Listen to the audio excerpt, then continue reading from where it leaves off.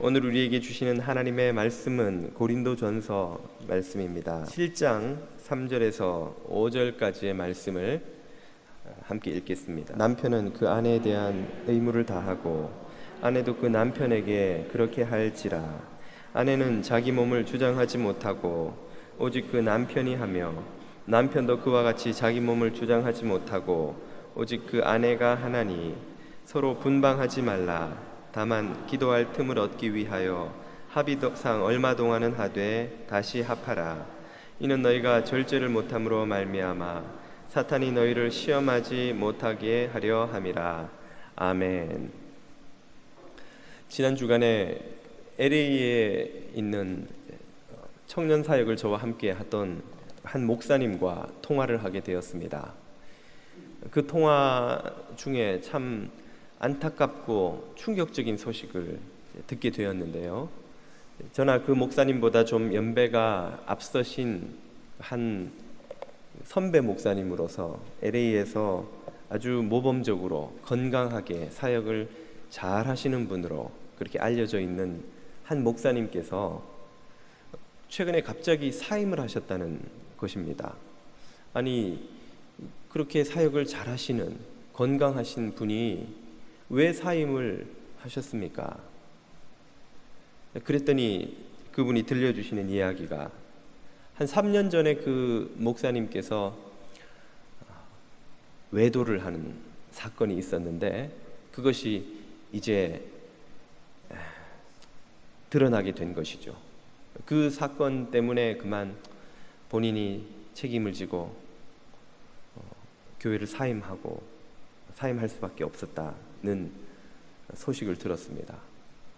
그리고 역시 청년 사역을 함께하던 찬양 인도자 사역자가 계셨는데 그분은 딸 성추행 의혹으로 감옥에 갇혀 있다는 것입니다.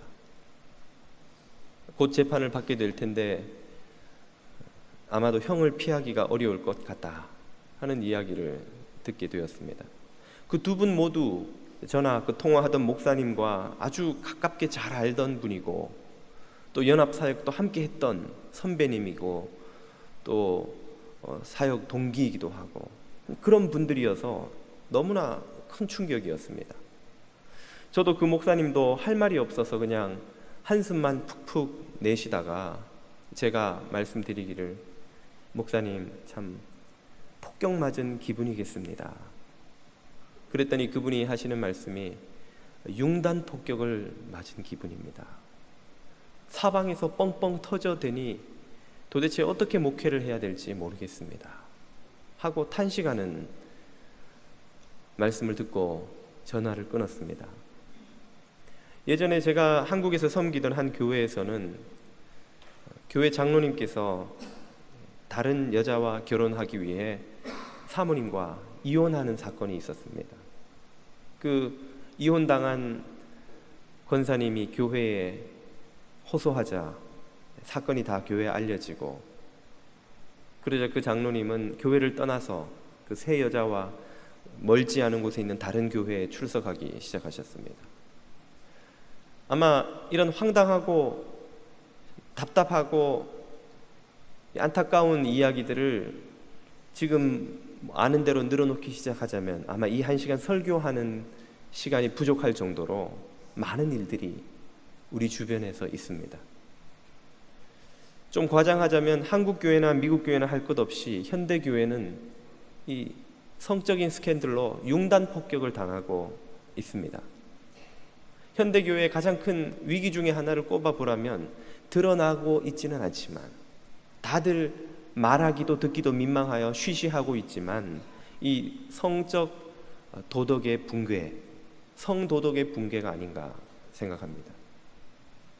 그리스도인들을 대상으로 성생활, 부부생활을 어떻게 해야 하는가 설문조사를 하면 비기독교인과 뚜렷이 구별되는 결과가 나옵니다. 마땅히 부부생활은 이렇게 해야 하고 이러이러한 윤리적인 수준을 지켜야 합니다 라고 답이 나오는데, 그러면 실제로 당신의 생활은 어떻습니까? 하고 설문조사를 해보면 비기독교인과 기독교인 사이에 유의미한 큰 차이가 나지 않더라는 것이죠. 어떻게 살아야 하는지는 다들 아는데 실제로 그렇게는 살지 못하고 비기독교인과 큰 차이 없이 살아가더라 하는 것입니다. 이 교회 안에 있는 성도덕의 붕괴, 도대체 왜 이런 일들이 일어나는 것일까요? 믿음 있는 그리스도인이, 심지어 지도자라고 하는 이들 사이에서조차도 왜 이렇게 많은 이들이 성적인 문제로 실패하고 넘어지고 가정과 사역과 교회가 깨어지는 사건들이 일어나는 것일까요? 이 문제를 그냥 넘어갈 수가 없어서 저는 한 3주 동안 순결에 이르는 길이라는 주제로 시리즈 설교를 하고자 합니다. 오늘은 그 첫 번째 시간으로 무엇이 순결을 파괴하는가 하는 문제를 다루어 보고자 합니다. 도대체 왜 그 많은 성도들이 또 사역자들이 실패하고 넘어지는가 하는 문제이지요. 순결이 무엇입니까? 순결을 정의해 보라면 하나님이 만들어 두신 이 결혼 제도 밖에서는 어떤 성적 만족도 구하지 않는 것이라고 정의할 수 있습니다. 결혼 제도 안에서만 성적인 만족을 얻는 것이 순결이라면 결혼 제도 밖에서 성적인 만족을 구하는 것은 무엇입니까? 그것을 우리는 간음이라고 부릅니다. 수많은 사역자들과 성도들이 넘어지고 이 간음 때문에 실패하고야 마는데 도대체 그들의 문제는 어디에서 시작되는 것입니까? 도대체 왜 믿는 이들이 어떻게 살아야 하는지 배우는 이들이 그렇게 살지 못하고 실패하고 마는 것일까요? 그 뿌리를 찾아서 들어가 보면, 그 원인을 쫓아 들어가 보면 바로 이것이 자리 잡고 있습니다. 이것이 무엇인가 하면 마음의 간음이라고 부르는 것입니다. 이것은 마치 빙산과 같아서 빙산에 보이는 부분은 전체의 10%밖에 되지 않지요. 보이지 않는 90%의 거대한 얼음 덩어리가 물 밑에 있기 때문에 보이지는 않지만 사실은 더 덩어리가 크고 더 큰 얼음 덩어리인 것이죠. 우리의 삶이나 가정에서나 사회에서 터져 나오는 문제들은 사실은 전체 문제의 10%도 안 되는 것입니다. 터지고 있지 않지만 시한폭탄처럼 내관이 숨겨져 있는 그런 거대한 폭탄 덩어리가 사실은 90%의 사이즈로 물 밑에 숨겨져 있는데 그것의 실체가 무엇이냐면 바로 사람들의 마음속에서 벌어지고 있는 이 마음의 간음이라는 것이죠.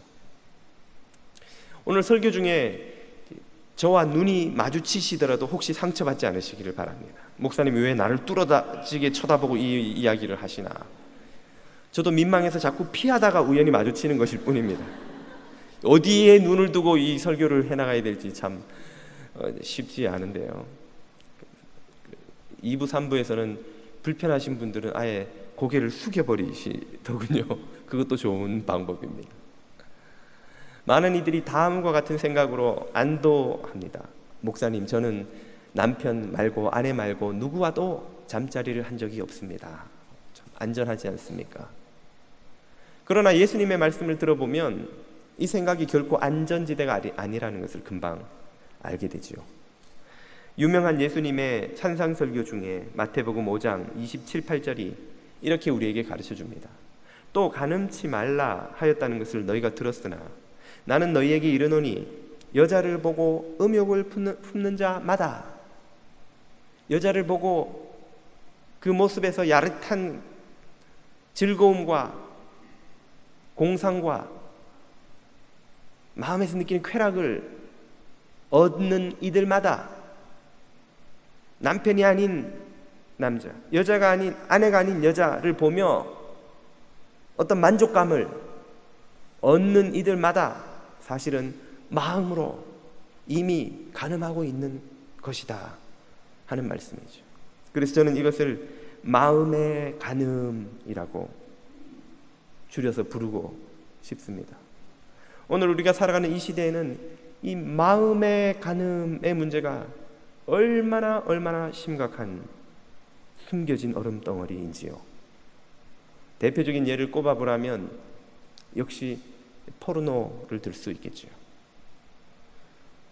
포르노에 등장하는 포르노 잡지나 포르노 무비나 포르노 사진에 등장하는 그 팔등신의 미녀들과 멋진 배우들을 보며 내가 만족감을 느낄 때, 성적인 쾌감을 느낄 때, 그것은 이미 마음의 간음입니다.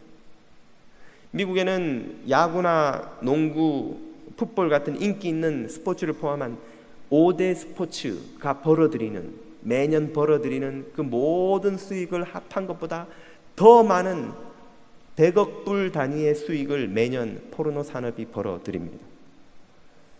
미국 사람들은 야구장에 가서 쓰는 돈보다 풋볼, 슈퍼볼을 보러 가서 쓰는 그 막대한 천문학적인 돈보다 더 많은 돈을 포르노 무비, 포르노 잡지, 포르노 관련 산업들에서 서비스를 받기 위해 지출하고 있다는 것이죠.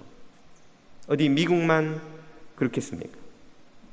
오늘 이 시대를 사로잡고 있는 이 마음의 간음의 문화가 얼마나 넓게 깊게 손이 닿지 않는 곳 없이 퍼져 있는지요.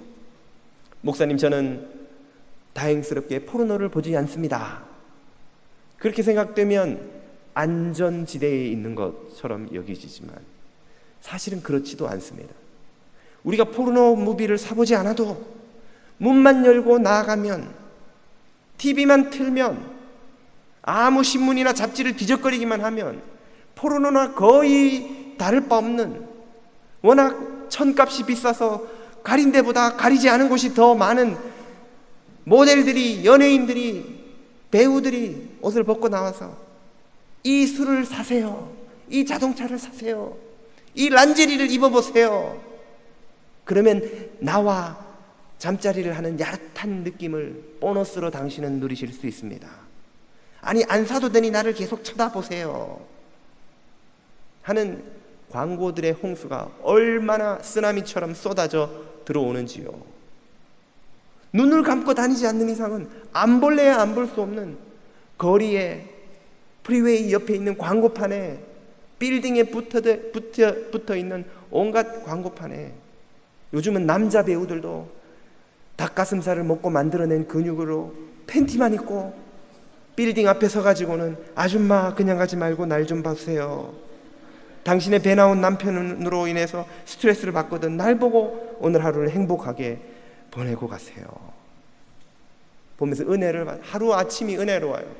정말 참 하나님의 창조 솜씨는 오묘하도다 묵상하고, 또 미국엔 조깅하는 여자들이 얼마나 조깅복이 비싸니까 제일 싼 조그만 것들 입느라고, 그것 때문에 남자들이 차 사고를 얼마나 내는지. 아니 여보, 오늘 왜 차를 박았어? 앞차가 갑자기 섰는데요. 왜 서지 주차가? 말할 수 없지만 그 차를 들이박은 것은 그 조깅하는 아가씨였다는 사실을 하나님은 아시리라. 거리를 나가도, 직장에 가면 왜 그렇게 매력적인 동료가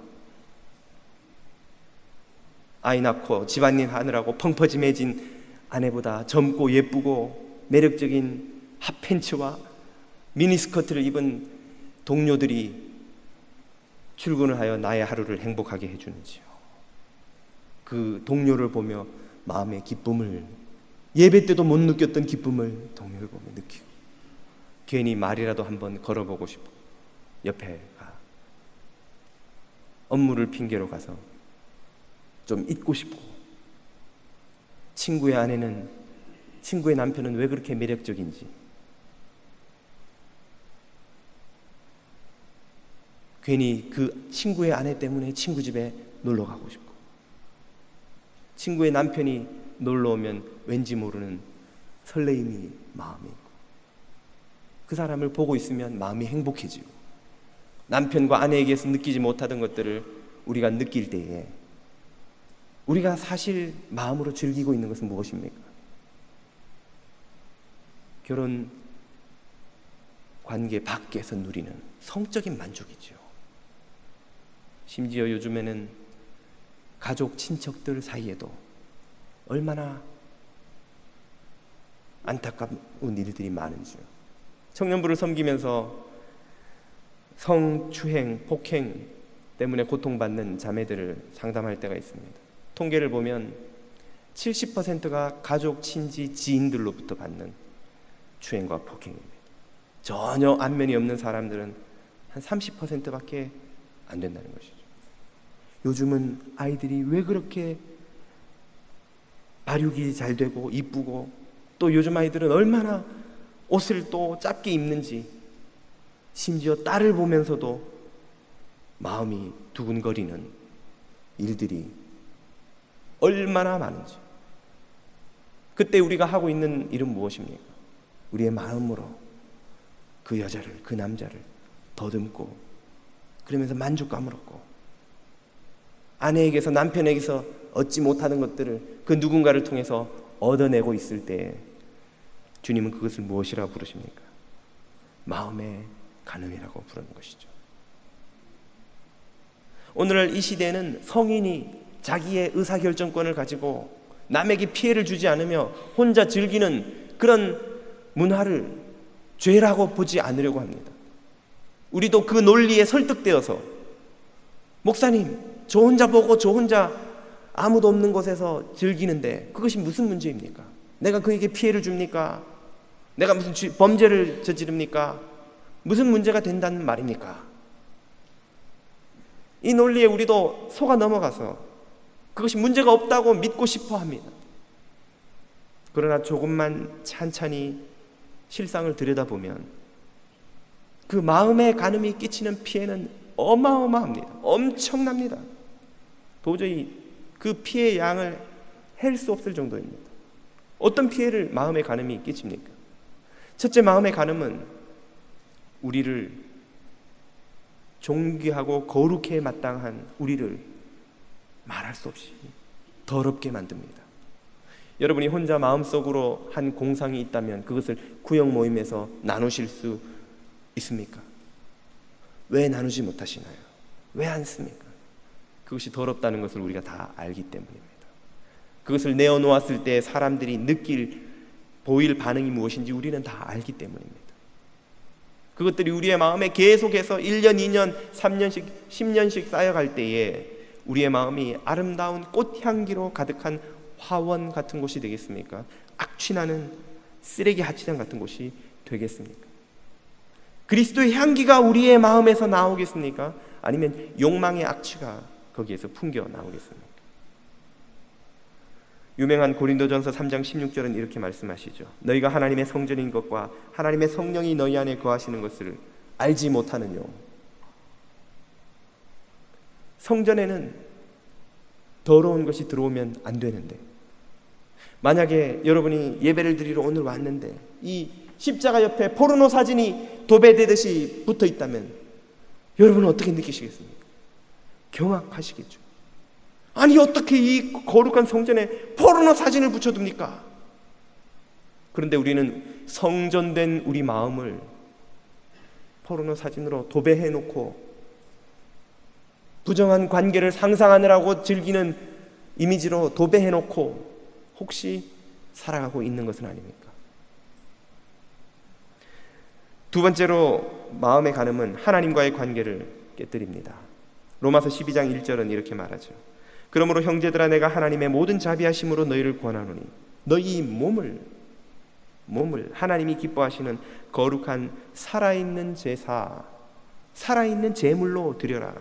이것이 정말 너희가 드려야 할 진짜 영적인 예배이다. 하나님께 드리는 예배에 들고 나와야 하는 참된 예물은 우리의 몸과 마음입니다. 우리 자신이 제물입니다. 제물의 가장 중요한 자질, 자격이 있다면 무엇입니까? 흠없고 티없는 순결한 어린 양으로 대표되는 제물의 가장 중요한 자질은 정결함입니다.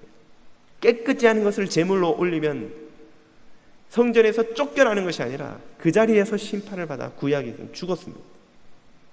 제사장의 가장 중요한 미션이 제물의 정결함을 가려내는 것입니다. 그런데 우리가 예배 드리러 와서 부정한 욕망으로 가득한 우리의 마음을 예물이라고 주님 앞에 내어드릴 때에 주님이 그 예물을 어떻게 받으시겠습니까? 신앙생활을 나는 오래 하는데 왜 어떤 사람이 받는다는 은혜를, 다윗이 고백하는 그 예배의 기쁨을, 주님을 경배하는 자가 누리는 그 감격을 나는 왜 모르는가? 왜 나는 하나님이 멀게만 느껴지고 왜 내 예배에는 감격이 없는가? 혹시 우리가 드려야 되는 마음의 제물에 더러운 것들이 가득하기 때문이 아닐까요? 마음의 간음이 해결되지 않고 누적되어 가면 갈수록 우리의 영성은 그와 반비례해서 죽어갑니다. 그런 예배는 죽은 예배입니다. 죽은 예배에는 은혜가 없습니다. 하나님을 만나지 못합니다. 예배에 아무런 기쁨도 감동도 없는 것이 하나도 이상한 일이 아닌 것이죠. 마음의 간음의 세 번째 무서운 피해는 배우자를 속이는 것입니다. 여러분이 옆집에서 본 매력적인 아가씨를 훑어보느라고 보낸 시간과 그 이미지들을 쓰레기를 버리고 들어가면서 아내에게 이야기할 수 있습니까? 하지 않으시겠죠. 배우자를 속이는 것입니다. 배우자에게 숨기는 것이 있는 것이죠. 그리고 그것은 곧 주님께서 아무런 거짓도 숨기는 것도 없는 완전한 연합을 통해서 하나님이 주시는 놀라운 기쁨과 만족을 누리게 디자인하신 가정의 축복을 날려버리는 것입니다. 이 세상에서는 그 어떤 공동체에서도 누릴 수 없는, 오로지 완전히 연합한 부부만이 누릴 수 있는 놀라운 기쁨의 복이 있습니다. 하나님이 원래 부부를 그렇게 디자인해 놓으셨습니다. 창세기 3장 25절을 보면 아담과 그의 아내 두 사람이 벌거벗었으나 두 사람 사이에 아무것도 숨길 것이 없었다는 이야기죠. 그렇지만 무엇하였습니까? 부끄러워하지 아니하였더라. 마음에 놀라운 기쁨이 있었더라. 마음에 큰 평화가, 완전한 평화가 거기에는 있었던 것이죠. 그러나 죄가 들어오자 즉시로 두 사람 사이가 어떻게 바뀌었습니까? 자기들이 벗은 것을 알고 부끄러워하여 무화과 나무 잎을 따서 몸을 가렸습니다. 부부가 서로 숨기는 것이 생기는 것이죠.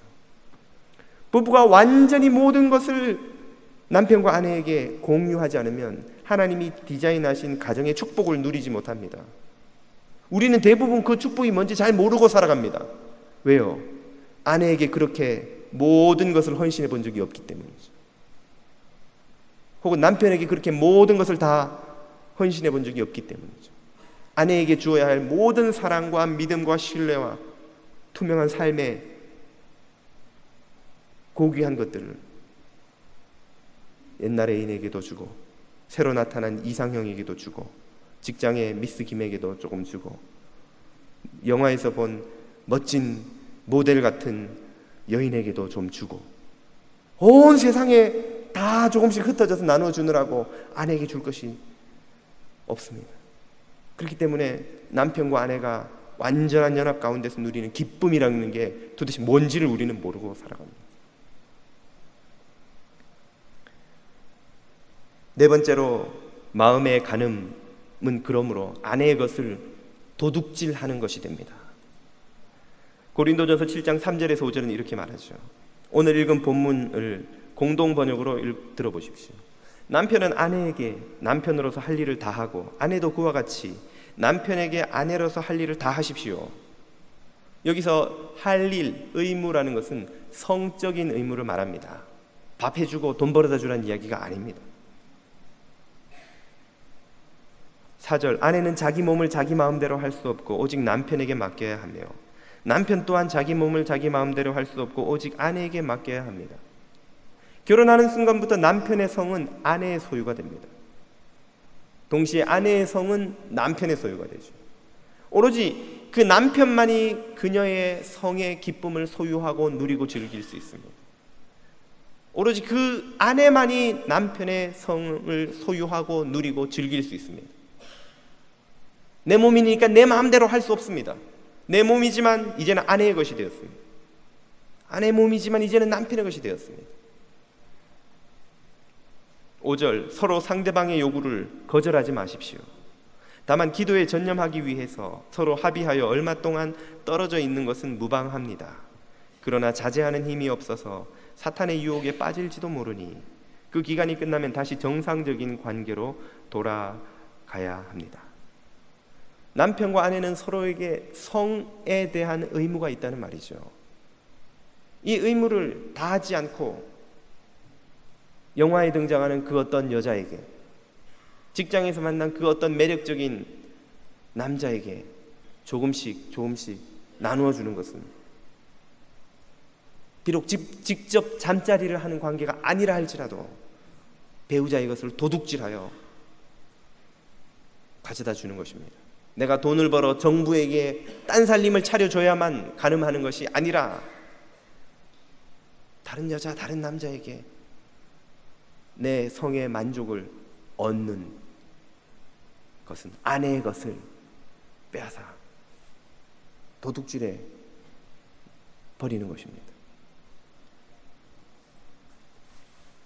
이런 마음의 가늠은 흰개미와 같아서 우리의 결혼 생활이라는 집을 안에서부터 다 갉아먹습니다. 겉으로 보면 멀쩡한데 아무 문제가 없는 부부처럼 보이는데 그 속에는 부부가 연합하여 누리는, 성을 통해 누리는, 신뢰를 통해 누리는, 완전히 투명한 관계 속에서 누리는 그 모든 기쁨은 다 사라진 채 무미건조한 의무와 어쩔 수 없이 살아가는 삶의 비참한 몰골만이 남아있는 것입니다.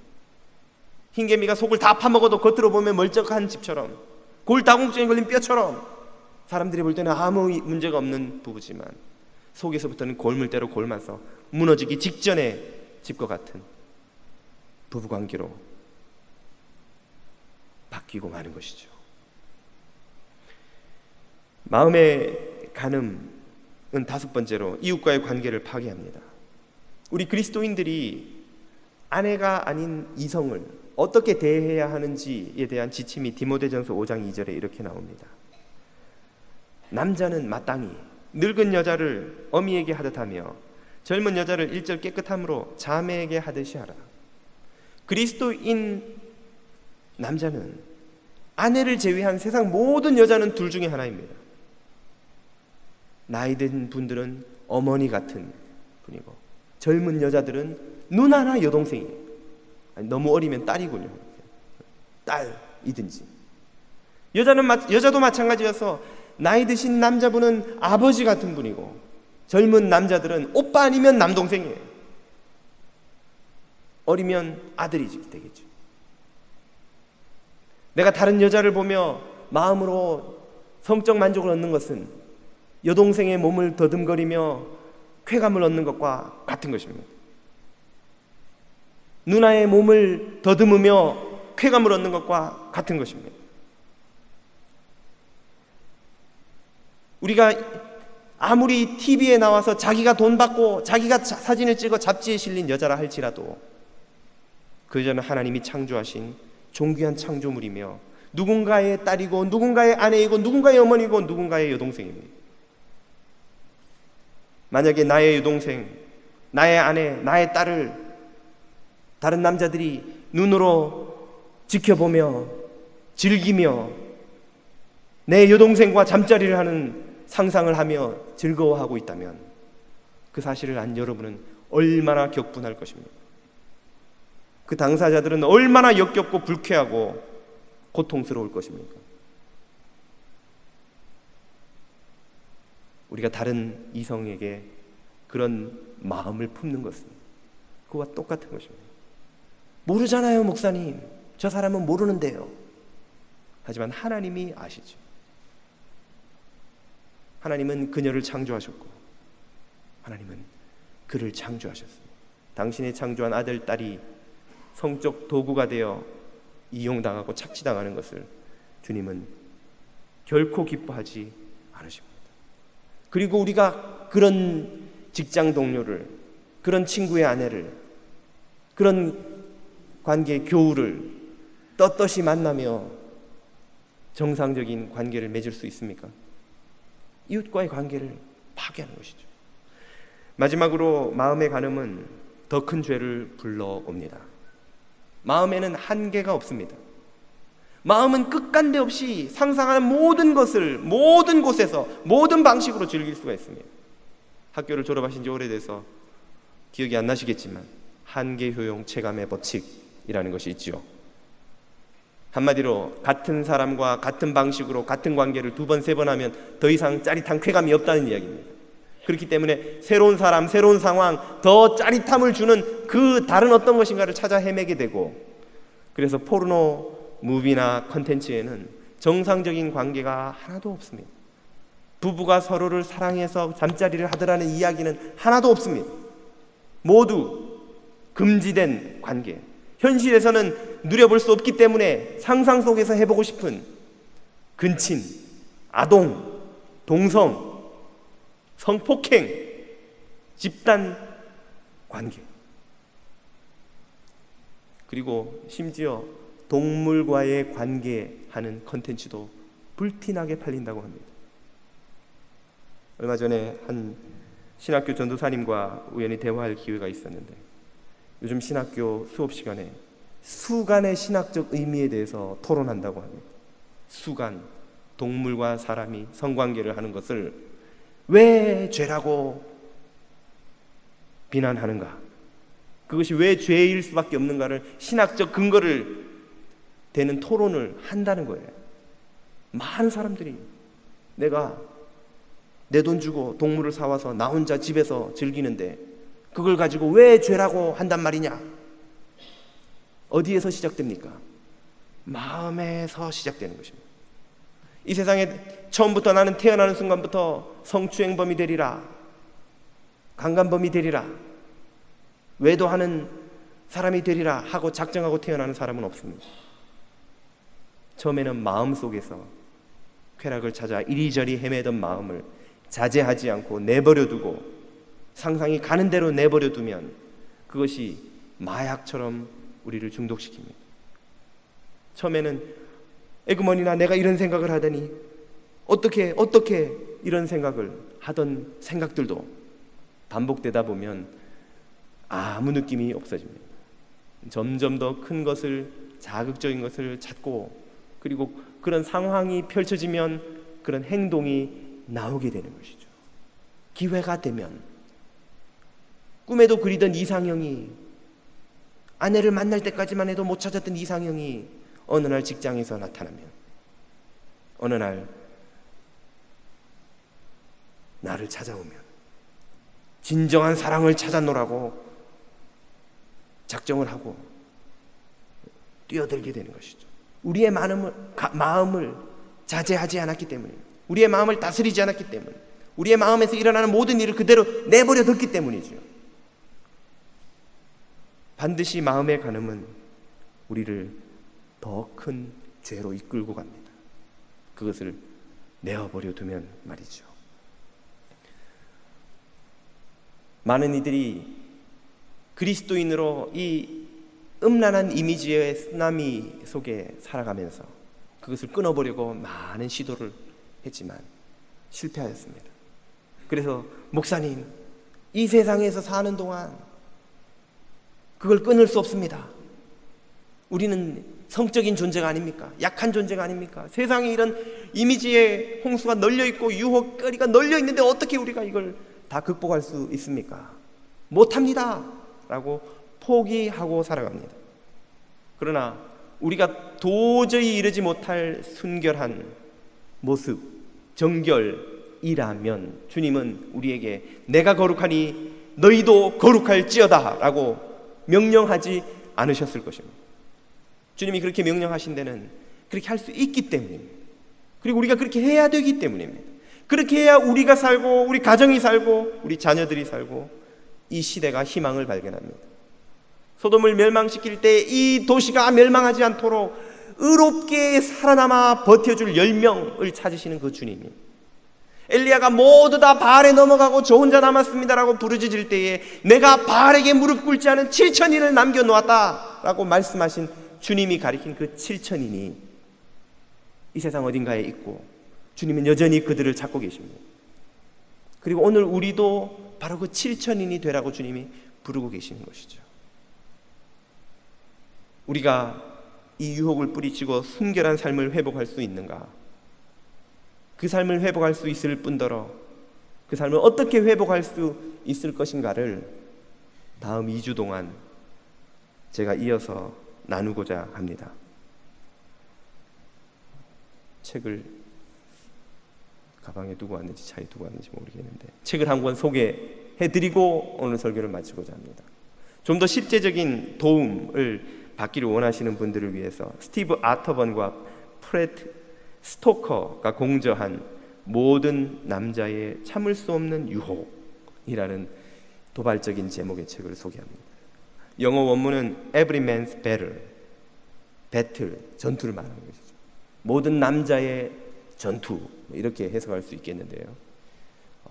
그럼 여자분들은 안 사보실 것 같은데 원리는 똑같습니다. 이 책에서 더 많은 실제적인 도움을 얻을 수가 있습니다. 이 책을 다른 책과 달리 소개시켜 드리는 이유는 이 책의 저자가 실제로 포르노 중독과 문란한 성생활로부터 치유되고 회복되어서 파산 위기에 놓인 결혼 생활을 회복하는 그런 은혜를 누렸기 때문입니다. 그리고 거룩한 삶을 지켜나가며 자신의 자녀에게도 그 거룩을 자신과 같은 전철과 고통을 받지 않도록 교육하는 이야기도 나와서 많은 도움이 됩니다. 앞으로 2주 더 이 시리즈 설교를 하고자 합니다. 이번 시리즈 설교를 통해서 참된 순결을 회복하고 가정과 자녀와 이 세대와 하나님 나라를 위해 축복의 도구로 쓰임받는 저와 여러분이 다 되시기를 축원드립니다.